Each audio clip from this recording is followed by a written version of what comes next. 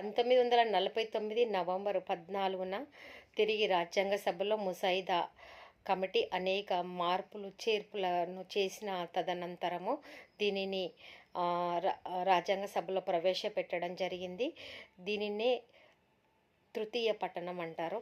అయితే ఈ ముసాయిదా సభలో ప్రవేశపెట్టినప్పుడు డాక్టర్ భీమ్రావ్ రామ్జీ అంబేద్కర్ ముసాయిదా కమిటీ డ్రాఫ్టింగ్ కమిటీ అధ్యక్షులైన డాక్టర్ బిఆర్ అంబేద్కర్ గారు ప్రసంగిస్తూ అసెంబ్లీ ద్వారా నిర్ణయించిన ఈ రాజ్యాంగాన్ని ఆమోదించాలని ఒక ప్రతిపాదన చేయడం జరిగింది.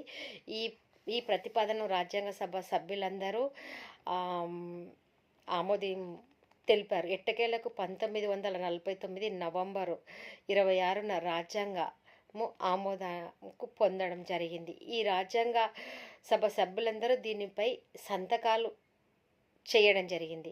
అయితే రాజ్యాంగ సభలో ఎక్కువ చర్చలు డ్రాఫ్టింగ్ కమిటీ అంటే డాక్టర్ బిఆర్ అంబేద్కర్ మరియు మిగతా సభ్యులతో కూడా డ్రాఫ్టింగ్ కమిటీ రూపొందించిన రాజ్యాంగ ముసాయిదాల పైననే ఎక్కువ చర్చలు జరిగాయి. అయితే రాజ్యాంగ సభ నిర్వహించిన 166 సమావేశాల్లో 114 రాజ్యాంగ ముసాయిదాల పైననే జరిగినవి. అయితే చివరికి ఏంటంటే 1950 జనవరి 26న గణతంత్ర రాజ్యంగా ఏర్పడుతూ దేశవ్యాప్తంగా అధికారికంగా మన భారత రాజ్యాంగము అధికారంలోకి రావడం జరిగింది. డాక్టర్ బిఆర్ అంబేద్కర్ అధ్యక్షతన గల ముసాయిదా కమిటీ రూపొందించిన రాజ్యాంగ తుది పత్రిలో 395 ఆర్టికల్స్, 82 షెడ్యూల్స్, 22 భాగాలు ఉన్నాయి. అంటే 395 ఆర్టికల్స్ అనేవి వివిధ అంశాలకు సంబంధించిన పాలనకు సంబంధించిన అంశాలైతే వీటిని 22 భాగాలుగా దీన్ని విభజించడం జరిగింది.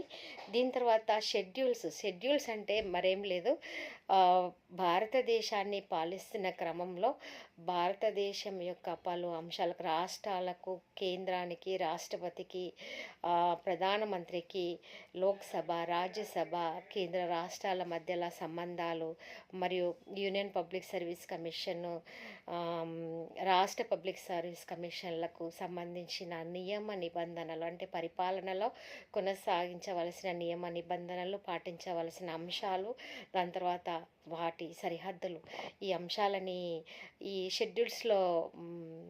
షెడ్యూల్స్లో సవివరంగా వివరించడం జరిగింది. ఇది భారత రాజ్యాంగ రచన యొక్క జరగడానికి అనేక మంది కృషి ఫలితము 1950 జనవరి 26న గణతంత్ర రాజ్యంగా ఏర్పడుతూ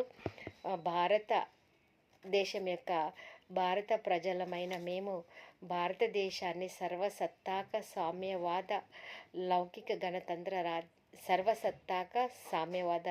గణతంత్ర రాజ్యంగా రూపొందించుకోవడానికి మాకు మేముగా ఈ రాజ్యాంగాన్ని సమర్పించుకుంటున్నాము అని రాజ్యాన్ని భారత ప్రజల చేత రూపొందించబడిందన్న అంశాన్ని చాలా సవివరంగా స్పష్టం చేస్తూ భారత రాజ్యాంగము గణతంత్ర రాజ్యంగా 1950 జనవరి 26న